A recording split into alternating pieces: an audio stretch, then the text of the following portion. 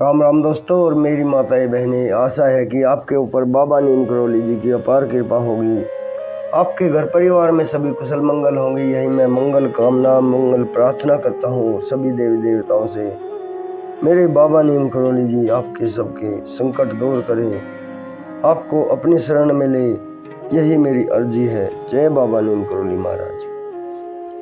दोस्तों और मेरी माताएं बहनें, सभी देवी देवताओं का आह्वान कर लिया है, सभी यहाँ पर विराजे उपस्थित हैं। इन्हीं की उपस्थिति में मैं आपको ये पुण्य फल देने वाला पाठ श्रीमद् वाल्मीकि रामायण अरण्य कांड का 46वां सर्ग सुनाऊंगा। सर्ग का नाम है रावण का साधु वेश में सीता के पास जाकर उनका परिचय पूछना और सीता का आतिथ्य के लिए उन्हें आमंत्रित करना। इसे पूरा सुने मेरे भाई, मेरी माताएं बहनें, ताकि आपको पूर्ण धर्म लाभ मिले, बाबा नीम करोली जी के और हनुमान जी की अपार कृपा मिले, श्री राम जी का शरणा मिले आपको। जय श्री राम। शुरू करते हैं 46वां सर्ग। सीता का कठोर वचन कहने पर कुपित हुए लक्ष्मण श्री राम से मिलने की विशेष इच्छा रखकर शीघ्र ही वहां से चल दिए। लक्ष्मण के चले जाने पर रावण को मौका मिल गया, अतः वह सन्यासी का वेश धारण करके शीघ्र ही विदेह कुमारी सीता के समीप गया। वह शरीर पर साफ सुथरा गेरुआ रंग का कपड़ा लपेटे हुए था। उसके मस्तक पर शिखा, हाथ में छाता और पैरों में जूते थे। उसने बाएं कंधे पर डंडा रखकर उसमें कमंडल लटका रखा था।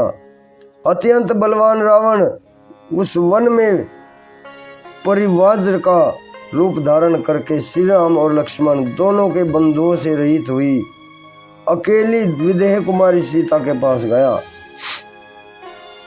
जैसे सूर्य और चंद्रमा से हीन हुई संध्या के पास महान अंधकार उपस्थित हो, उसी प्रकार वह सीता के निकट गया।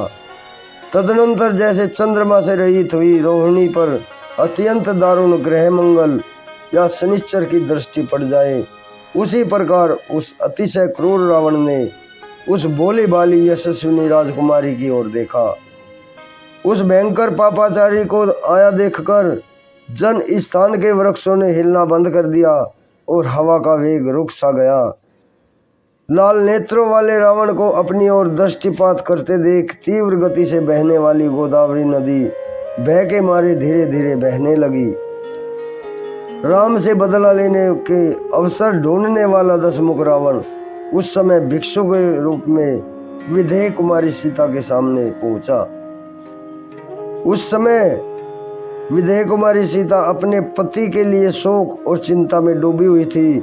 उसी अवस्था में अभव्य रावण भव्य रूप धारण करके उनके सामने उपस्थित हुआ, मानो शनिश्चर ग्रह चित्रा के सामने जा पहुंचा हो। जैसे कुआं तिनकों से ढका हुआ हो, उसी प्रकार भव्य रूप से वह अपनी अभव्यता को छिपाकर रावण सहसा वहां जा पहुंचा और यशस्विनी राम पत्नी वैदेही को देखकर खड़ा हो गया। उस समय रावण वहां खड़ा खड़ा राम पत्नी सीता को देखने लगा। वे बड़ी सुंदर थी, उनके दांत और होठ भी सुंदर थे। मुख पूर्ण चंद्रमा की शोभा छीने लेता था। वे पर्णशाला में बैठी हुई शोक से पीड़ित हो आंसू बहा रही थी। वह निशाचर प्रसन्नचित होकर रेशमी पीताम्बर से सुशोभित कमल नयनी विदेह कुमारी के सामने गया।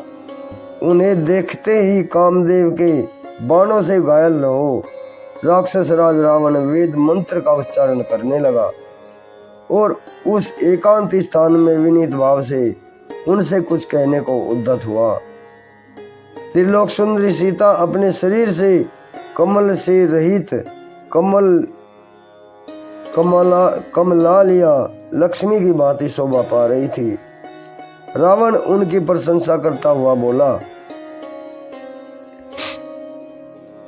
उत्तम स्वर्ण की सी कांति वाली तथा रेशमी पीताम्बर धारण करने वाली सुंदरी, तुम कौन हो?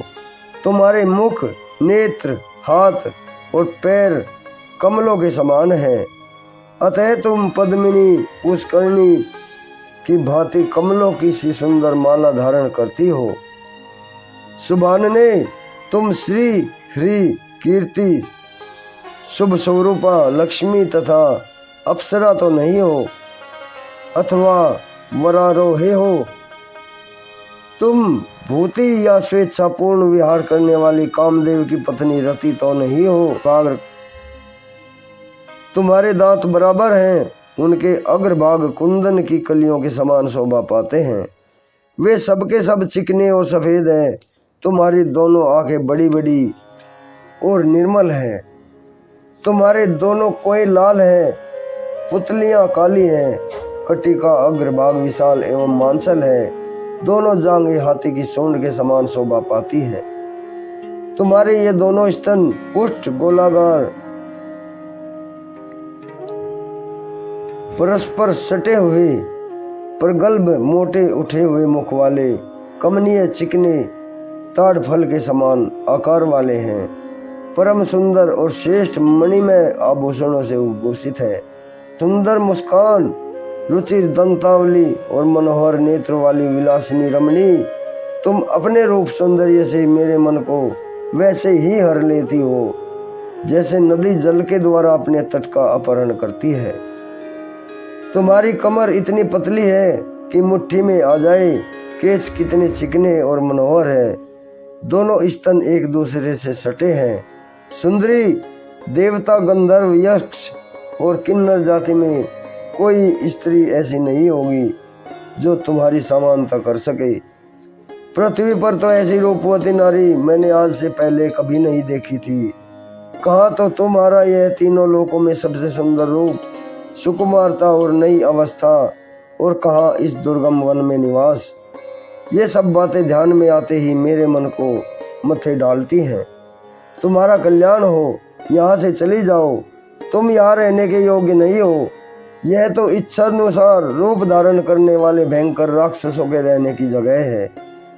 तुम्हें तो रमणीय राजमहलों में समृद्धि सुगंध युक्त उपवनों में निवास करना और विचरना चाहिए। शोभने, वही श्रेष्ठ पुरुष है, वही गंध उत्तम है, वही वस्त्र सुंदर है जो तुम्हारे उपयोग में आए। कजरारे नेत्र वाली, मैं उसी को श्रेष्ठ पति मानता हूँ जिसे तुम्हारा सुखद संयोग प्राप्त हो। पवित्र मुस्कान और सुंदर अंगों वाली देवी, तुम कौन हो? मुझे तो तुम रुद्रों, मरुद्र गणों तथा वसुओं से संबंधित रखने वाली देवी जान पड़ती हो। यहाँ गंधर्व, देवता तथा किन्नर नहीं आते जाते हैं। यह राक्षसों का निवास स्थान है। तुम यहाँ कैसे आ गई हो? यहाँ वानर, चीते, व्याघ्र, मृग, भेड़िए, रीछ और शेर आदि रहते हैं। तुम्हें इनसे भय क्यों नहीं हो रहा है?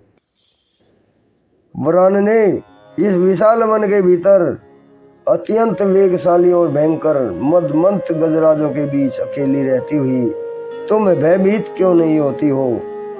कल्याणमयी देवी, बताओ तुम कौन हो, किसकी हो और कहां से आकर किस कारण इस राक्षस सेवित घोर दंडकारण्य में अकेली विचरण करती हो?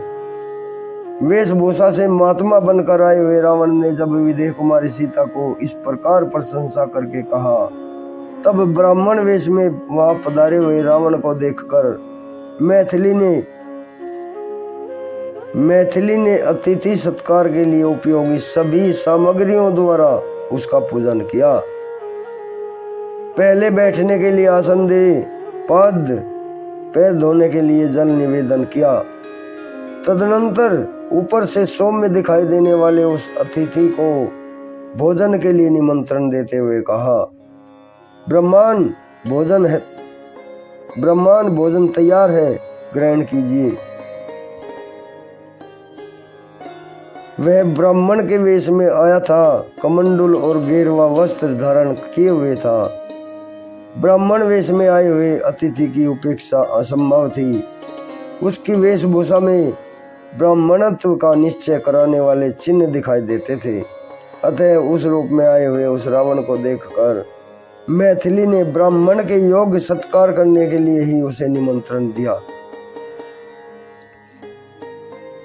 वे बोले, ब्रह्मांड यह चटाई है, इस पर आप इच्छानुसार बैठ जाइए। यह पैर धोने के लिए जल है, इसे ग्रहण कीजिए। और यह वन में ही उत्पन्न हुआ उत्तम फल मूल आपके लिए तैयार है, इसे खाइए और यहाँ शांत भाव से उसका उपभोग कीजिए। अतिथि के लिए सब कुछ तैयार है, ऐसा कहकर सीता जब उसे भोजन के लिए निमंत्रण करने लगी, तब रावण ने सर्व संपन्न कहने वाली राजरानी मैथिली की ओर देखा और अपने ही वध के लिए उसने हठ पूर्वक सीता हरण करने के निमित्त मन में दृढ़ निश्चय कर लिया। तदनंतर सीता शिकार खेलने के लिए गए हुए लक्ष्मण सहित अपने सुंदर वेशधारी पति श्री रामचंद्र जी की प्रतीक्षा करने लगी। उन्होंने चारों ओर दृष्टि दौड़ाई, किंतु उन्हें सब ओर हरा भरा विशाल वन ही दिखाई दिया। श्री राम लक्ष्मण कहीं नहीं दिख पड़े। इस प्रकार श्री वाल्मीकि निर्मित आस रामायण आदि काव्य के अरण्य कांड में 46वां सर्ग पूर्ण हुआ। जय श्री राम। दोस्तों और मेरी माताएं बहनें, ये श्रीमद् वाल्मीकि रामायण अरण्य कांड का 46वां सर्ग पूर्ण हुआ है। कल मैं आपको 47वां सर्ग सुनाऊंगा। इसका पाठ का नाम है सीता का रावण को अपना और पति का परिचय देकर वन में आने का कारण बताना, रावण का उन्हें अपनी पटरानी बनाने की इच्छा प्रकट करना और सीता का उसे फटकारना। अभी आज्ञा लेता हूँ मेरे भाई, मेरी माताएं बहनें, आपके घर परिवार में सभी कुशल मंगल रहे, यही मेरी विशेष प्रार्थना। मेरे बाबा नीम कुरली जी से, श्री राम जी हनुमान जी से। जय श्री राम।